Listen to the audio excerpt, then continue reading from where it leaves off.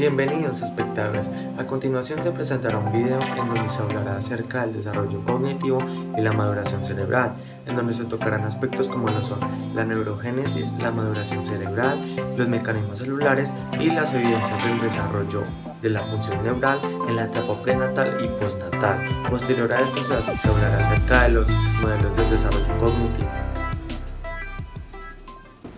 Entonces, al terminar la tercera semana, el embrión tiene forma de disco embrionario, que separa la cavidad amniótica de la cavidad vitelina, y en esta formación contribuyen las tres hojas blastotérmicas. El ectodermo continúa con el epitelio de la cavidad amniótica, el endodermo con el epitelio de la cavidad vitelina, y el mesodermo que se prolonga el mesénquima extraembrionario.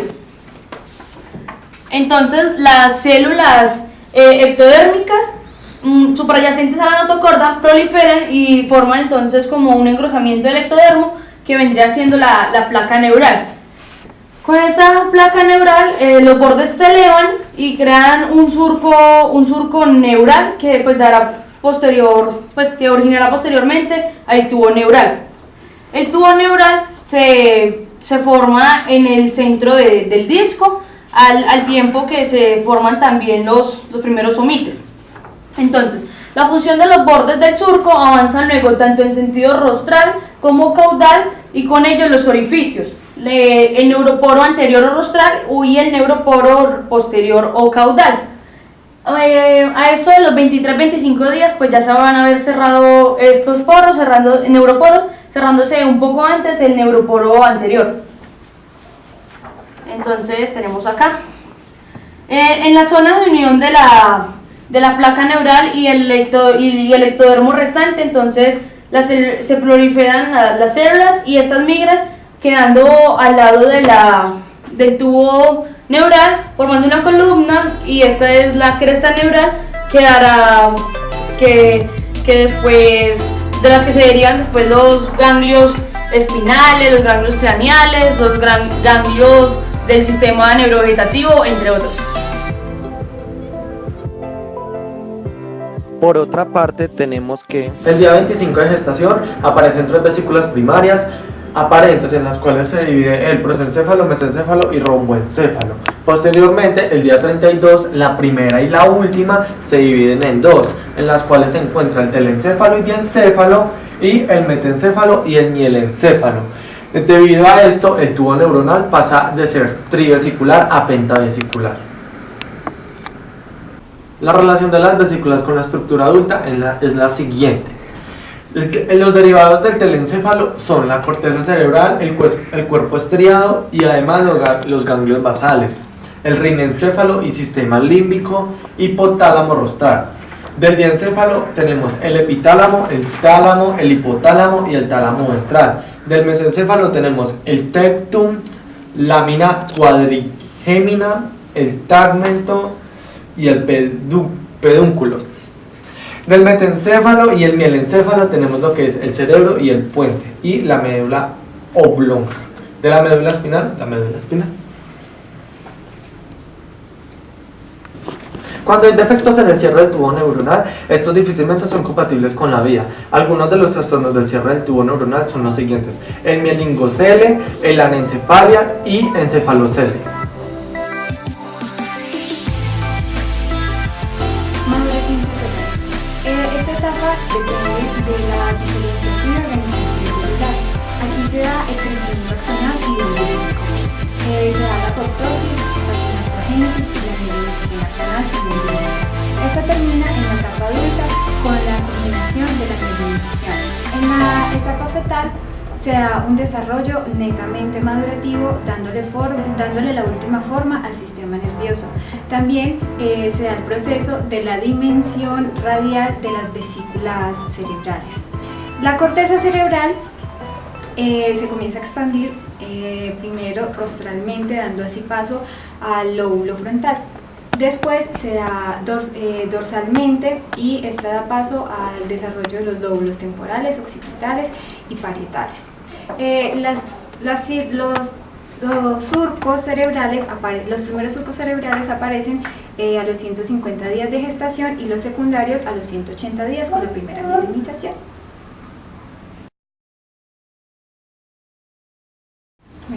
mecanismo celular. Existen 4 mecanismos celulares que subyacen al desarrollo del sistema nervioso, el cual es la proliferación, diferenciación celular, apoptosis y migración. La proliferación celular es el nacimiento de las células del sistema nervioso. En un inicio, en el tubo neural se distinguen 2 capas, la interior o ventricular y la capa externa o marginal. Las células nerviosas inician como una simple capa celular a lo largo de la superficie del tubo neural. Las células se dividen y dan origen a sus células hijas. En esta etapa, las células nerviosas son neuroblastos. De estas se derivan las neuronas y la glía. Las neuronas del sistema nervioso en desarrollo siempre están en movimiento y tienen información de su ubicación. La migración inicia desde la zona ventricular y todas las células que migran son neuroblastos. La migración es vulnerable a causas genéticas, infecciones virales y alteraciones vasculares. Al no ubicarse los neuroblastos en el lugar donde les corresponde, puede producir una alteración en los surcos o en los giros. La alteración en la migración neuronal ha sido relacionada con trastornos del aprendizaje como la dislexia. La proliferación es de los 2 a 4 meses de gestación y la migración entre 3 a 5 meses de gestación. Una vez las células alcanzan su destino, comienzan a adquirir la apariencia distinta a cualquier región del sistema nervioso central y esta puede tener 2 o más tipos. La embriología del sistema nervioso. A los 18 días aparece la placa y las crestas neuronales, una banda de tejido ectodérmico en la línea media a lo largo de la superficie dorsal del embrión. A los 24 días se da la formación del tubo neural. A los 28 días aparecen 3 abultamientos en el tubo neural, que son el prosencéfalo, el mesencéfalo y el romencéfalo. Del prosencéfalo emergen las vesículas ópticas. A los 36 días, el prosencéfalo se divide en telencéfalo y diencéfalo. El rombencéfalo se divide en 2 partes, que son la anterior, donde está la protuberancia y el cerebelo, y la posterior, donde está el bulbo raquídeo. A los 45 días del telencéfalo se forman los hemisferios cerebrales, y a las 7 semanas los hemisferios cerebrales crecen y se empiezan a formar los surcos y las circunvoluciones. A los 3 meses ya se distinguen los hemisferios cerebrales, se aprecia la comisura lateral de Silvio. Del mesencéfalo surge el rinencéfalo, donde está el bulbo olfatorio, el hipocampo, el sistema límbico, los núcleos profundos del cerebro, que son los ganglios basales, y la corteza cerebral.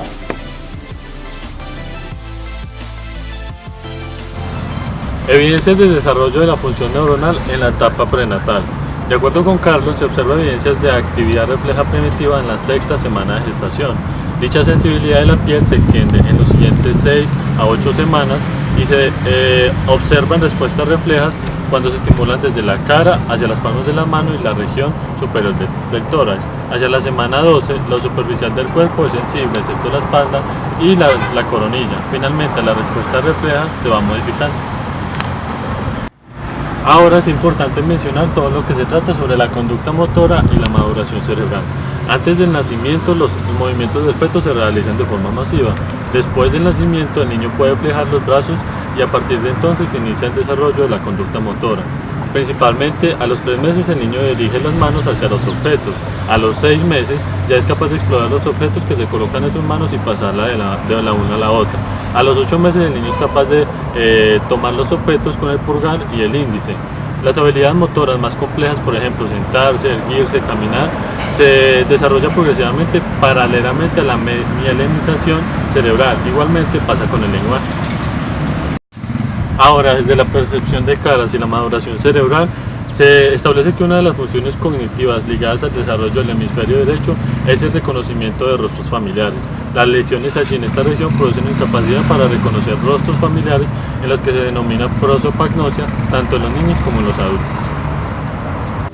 Por otro lado, el aprendizaje de rostros está intrínsecamente ligado a la percepción de expresiones emocionales. El rostro y la expresión emocional se acompañan con el fortalecimiento de las conexiones entre la circunvolución fusiforme y las estructuras del sistema límbico del lóbulo temporal, particularmente de la amígdala. Acorde a la edad, esto va cambiando. También es importante mencionar que los adolescentes presentan una mayor activación de la amígdala derecha cuando perciben caras tristes comparadas con niños más pequeños y aún con adultos. Los autores sugieren que la maduración cerebral observada en el adulto se acompaña de una reducción en la actuación de los circuitos límbicos que procesan información emocional y probablemente con una mayor participación de los circuitos corticales. Aproximadamente a los 280 días de gestación ocurre el nacimiento y se inicia el periodo postnatal. El nivel del desarrollo del sistema nervioso del neonato se observan conductas motoras simples y reflejas. Después del nacimiento, el cerebro continúa en un crecimiento rápido. Este crecimiento es consecuencia del desarrollo de los procesos dendríticos y de la mielinización de las vías nerviosas. El inicio de la primera infancia es una etapa comprendida entre el segundo mes y el sexto año de vida, el cual se caracteriza por una mayor elaboración de las conductas sensoriales, perceptuales y motoras. Se observa un importante incremento en la capacidad de las respuestas del niño a los estímulos del ambiente, dado que estos cambios comportamentales se correlacionan con un mayor desarrollo de conexiones entre las áreas cerebrales, principalmente las áreas de asociación. Durante la primera y la segunda infancia, las neuronas continúan su proceso de mielinización, pasando por la adultez temprana hasta correlacionarse con el desarrollo de funciones cognitivas cada vez más complejas. En el momento del nacimiento, solamente unas pocas áreas del cerebro están completamente mielinizadas, como lo es los centros del tallo cerebral que controlan los reflejos. Una vez mielinizados los axones, las neuronas pueden alcanzar su funcionamiento completo, presentando una conducción rápida y eficiente. Los axones de las neuronas de los hemisferios cerebrales completan su mielinización particularmente tarde, a pesar de que el proceso se inicia en un periodo postnatal temprano. Las áreas primarias sensoriales y motoras de la corteza cerebral inician su proceso de mielinización antes que las áreas de asociación frontal y parietal, que solamente alcanzan este desarrollo completo a la edad de los 15 años. Las fibras comisurales de proyección y de asociación completan su mielinización en una época más tardía que las áreas primarias, dado que el cuerpo calloso continúa su desarrollo y se encuentra bien formado hacia la edad de los 5 años más o menos. A medida que el cerebro madura, cada hemisferio va asociándose con funciones más específicas, es decir, el hemisferio izquierdo es más hábil en el reconocimiento de fonemas y el hemisferio derecho tiene una representación emocional más hacia los sonidos. Ahora vamos a hablar del lenguaje y la maduración cerebral. Es importante tener en cuenta que el lenguaje es un proceso lento que se presenta en el bebé, pero que se va manifestando cada vez de una mejor forma cuando entra en relación con el adulto. Generalmente se observa que entre el lenguaje y el comportamiento motor hay como un paralelo, pero algunos teóricos manifiestan que esto no es así, dado que los niños con dificultades motoras severas logran desarrollar un lenguaje alternativo. Desde el nacimiento hasta los 3 meses de edad, el niño solamente produce llanto y es una forma de comunicación para expresar su desagrado. De los 3 a los 12 meses, el niño presenta balbuceo, que es el momento en el que repite sonidos y constantemente los va practicando. Hacia el año de edad, el niño menciona su primer palabra con la intención de comunicación y logra repetir palabras sencillas, y desde este momento es donde se inicia esa verdadera etapa verbal. Por otro lado, también es importante recordar que entre los 2 y los 14 meses se producen las primeras palabras, que por lo común se refieren a cuando el bebé empieza a nombrar los objetos. Hacia los 18 meses y de manera paulatina se da la aparición de frases con palabras. Ya el niño empieza a mencionar frases de 2 palabras y es como una herramienta de lenguaje efectiva y cada vez se va haciendo más eficiente. El lenguaje es una función compleja que está compuesta por 5 niveles: el fonológico, el morfosintáctico, el semántico y el pragmático. Ahora es importante explicar que las áreas auditivas de asociación en el lóbulo temporal es particularmente el área de Wernicke, y esta juega un papel muy fundamental porque es allí donde se presenta la comprensión del lenguaje. Por otro lado, otras áreas que intervienen en la área de asociación del lóbulo frontal, en especial el área de Broca, que es esencialmente donde se presenta la producción del lenguaje. En el lóbulo parietal se encuentran unas fibras de conexión que se conocen como el fascículo arqueado. Estas permiten la comunicación entre los lóbulos temporales y los lóbulos frontales. Ahora vamos a hablar del conocimiento visoespacial y la maduración cerebral. Gracias a la maduración cerebral, el niño va adquiriendo un repertorio espacial cada vez más complejo. Desde muy temprana edad involucra las estructuras del hemisferio derecho. Este conocimiento espacial y maduración espacial le permite al individuo lograr copiar figuras geométricas y construir cubos, dado que ambas requieren del manejo del espacio. Por otro lado, también se tiene en cuenta la orientación derecha-izquierda. Esta se origina desde los 5 y 8 años aproximadamente. Ya de los 6 a los 8 años hay una comprensión personal e interior del concepto de la derecha y de la izquierda. Y de los 8 años en adelante, el niño logra como la generalización del concepto ya hacia el mundo exterior. Algunos autores relacionan que esto es un proceso cognitivo espacial que sucede con la mielinización en la formación reticular de las comisuras cerebrales y de las áreas intracorticales de asociación. Ahora vamos a hablar de la maduración cerebral y la memoria. El almacenamiento de la memoria tiene 3 puntos importantes, donde se encuentra la memoria a corto plazo, la memoria a largo plazo y la evocación. En la memoria a corto plazo es donde llega la información de manera transitoria. Después, esta pasa a la memoria a largo plazo, que puede durar de entre horas, días, meses y años. Finalmente está la evocación, que es la manera en la que recuperamos la información, ya sea voluntariamente o esporádicamente. También se tiene que tener en cuenta que el hipocampo es el área más importante relacionada con la memoria a largo plazo. Esta se encuentra en el lóbulo temporal y se empieza a desarrollar a partir de los 3 meses de gestación, pero no alcanza su maduración sino hasta los 4 meses, hasta los 4 años, porque durante los 2 a 4 años su evolución es solo del 4%. Esto es diferente al crecimiento que se da en el cerebro en general en estos años, pero este crecimiento se relaciona más con los aprendizajes motrices del niño. Por otro lado, vamos a hablar de los circuitos reverberantes, los cuales fueron planteados por Hebb en 1949. Él dice que para que la información pase de la memoria a corto plazo a la memoria a largo plazo, se tienen que estimular varias veces los mismos circuitos neuronales. Es como cuando los niños aprenden a ir al baño, se les tiene que decir varias veces dónde deben hacer, y de esta manera ellos aprenden.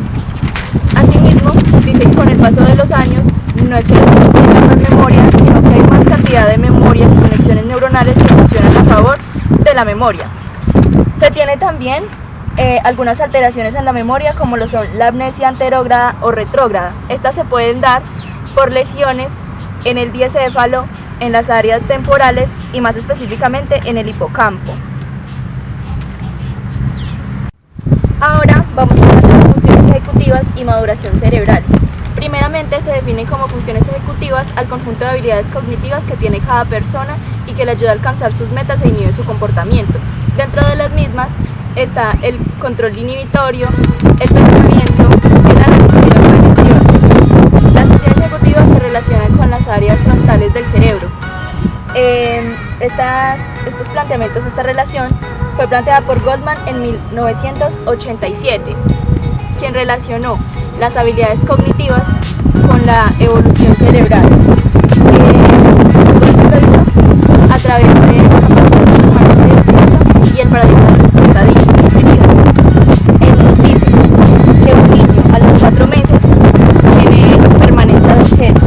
De los 8 a 9 meses ya hace uso de la información previa para actuar.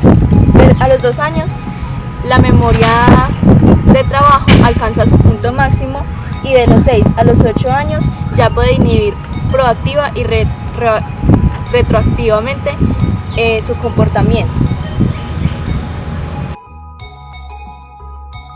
Bueno, a continuación vamos a pasar a explicar lo que son los modelos del desarrollo cognitivo infantil. Como existen diversas teorías, en este caso nos vamos a enfocar en la de Piaget y en el de procesamiento de la información. Las teorías de Piaget impactaron la forma en la que los psicólogos percibían el desarrollo intelectual del niño.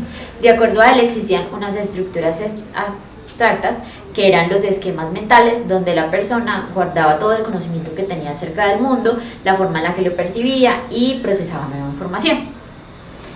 El modelo piagetiano entonces tenía 2 conceptos muy importantes, que eran la organización y la adaptación, y a su vez tenían otros 2 conceptos que eran la asimilación y la acomodación. Entonces la asimilación se refiere a la interpretación del ambiente que hace el niño y que puede ajustarla a los esquemas que previamente tenía establecidos. Pero cuando se habla de la adaptación o acomodación, se refiere a los cambios estructurales que debe hacer el niño a nivel mental para poder adaptarse a las exigencias del ambiente. Otro concepto importante del que nos hablaba Piaget era el de equilibrio. Decía que si la persona no era capaz de adaptarse, si sus estructuras mentales no se ajustaban a las demandas del ambiente, entonces esto se producía un desequilibrio o una incongruencia. Para ello la persona entonces debía ajustarse y crear nuevas estructuras mentales, nuevos esquemas. Piaget también nos habla de 4 etapas del desarrollo cognitivo, que son la sensoriomotriz, la preoperacional, las operaciones concretas y las operaciones formales. Bueno, entonces la primera etapa, que es la sensoriomotriz, va desde los 0 a los 2 años. En esta etapa, el conocimiento del niño y el pensamiento se da a través de la exploración que hace a través de sus sentidos y la interacción que tiene con los objetos con los cuales se desenvuelve cotidianamente. En la segunda etapa, que es la preoperacional, el pensamiento del niño es más intuitivo y es poco reversible, ya que sus estructuras mentales son más rígidas y es más difícil que pueda entender conceptos que requieran de más análisis. Por ejemplo, tenemos el principio de conservación, donde se le muestra al niño un vaso de agua. Cuando este vaso de agua se pasa a un recipiente un poco más grande y amplio, el niño va a pensar que hay menos agua, cuando en realidad es la misma cantidad. En la tercera etapa, que es de operaciones concretas, el niño ya es capaz de hacer relaciones cuantitativas y tiene una mejor capacidad de clasificación. Ya no solamente va a clasificar las figuras por los colores, sino que ahora sabe que a pesar de que puedan tener distintos colores, van a ser diferentes tipos de figuras. Y finalmente, en la cuarta etapa, que es operaciones formales y va de los 11 a los 15 años, el niño ya tiene un razonamiento más hipotético-deductivo, ya es capaz de hacer más análisis y se deja llevar más por las leyes del pensamiento lógico.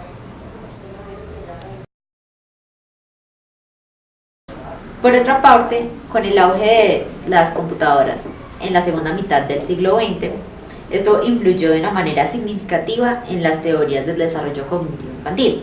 La psicología comenzó a buscar semejanzas entre el funcionamiento de un ordenador y del pensamiento humano. Al igual que el computador, la cognición se podría estudiar como un sistema de procesamiento de la información. Es por ello que surgen estas teorías y se habla de la analogía computacional, donde la mente y los ordenadores son paralelos y entonces se puede hablar de que hay una entrada, un procesamiento y una salida. Se dice que existe una actividad mental permanente en cuanto al proceso de la información que puede responder a exigencias internas, digamos los pensamientos, y externas por estímulos ambientales. Bueno, el procesamiento de la información responde a tres etapas. Por ejemplo, el proceso de memoria, que requiere de un registro, un almacenamiento y un recobro. Bueno, la forma en la que se adquiere el conocimiento conceptual es por medio de la memoria semántica, que allí se guarda todo el conocimiento que hay del mundo, la cultura general y todo lo que nosotros podemos saber de cuánto existe. Se dice que entre mayor sea un niño, va a requerir menos esfuerzo mental, ya que tiene unas estructuras adquiridas previamente y no va a tener que esforzarse por recuperarlas, sino que lo va a hacer de una forma más espontánea, mientras que un niño pequeño va a requerir de un esfuerzo mental mayor porque va a tener que aprender nuevas estrategias, por lo que se hablaría de que la persona que logra hacer esto de una forma más espontánea tiene más eficiencia en cuanto al proceso de información y la velocidad de este. Bueno, ahora vamos a hablar de las teorías del desarrollo cognitivo y la maduración cerebral, desde la perspectiva de Luria y su teoría de los sistemas funcionales. Los sistemas funcionales son grupos cerebrales estructurados que se encargan de una función en particular. Luria nos plantea 3 unidades. La primera es un sistema de alertamiento que está conformado por la formación reticular, las conexiones con la corteza cerebral y el sistema límbico, cuya función es mantener al resto del cerebro en un estado de alerta. La segunda unidad se encarga de analizar los estímulos del medio exterior que están representados por áreas posteriores primarias y de asociación de la corteza cerebral. Dentro de las áreas de asociación se encuentran las áreas secundarias, cuya función es una integración intramodal. Por ejemplo, se encarga de la representación visual de un estímulo, es decir, una mesa. Y están las terciarias, que se encargan de una función más compleja. Por ejemplo, para leer se necesita una integración de lo que es la parte espacial, lingüística y visual. En la tercera unidad está compuesta pues por los lóbulos frontales, los cuales tienen una función motora y de ejecución, es decir, de acción y de planeación, y que al igual que las áreas corticales sensoriales también están compuestas por áreas primarias, secundarias y terciarias. Finalmente, otro concepto que nos plantea Luria es el de la lateralización progresiva de funciones. Paralelamente con el desarrollo cognitivo de las áreas corticales secundarias y terciarias, se va desarrollando la especialización hemisférica, es decir, hay una diferenciación entre las funciones de los dos hemisferios. Al inicio, en el niño, digamos a los 2 años, se observa que hay semejanza entre los movimientos en las dos manos, pero alrededor de los 4 y los 6 años el niño tiene funciones diferenciadoras, movimientos diferentes en ambas. Lo mismo pasa con el lenguaje. Al principio se comunica por medio del llanto y de las expresiones faciales, pero cuando está más grande reemplaza estas expresiones por expresiones verbales. Sin embargo, Lemberg propone el concepto de equipotencialidad hemisférica, diciendo que no hay un grado de especialización y que este se va desarrollando más que todo como hacia la adolescencia. Hoy en día se sabe que sí hay un cierto nivel de especialización hemisférica desde el nacimiento. Bueno, esto ha sido todo por hoy en nuestro tema del desarrollo cognitivo y maduración cerebral.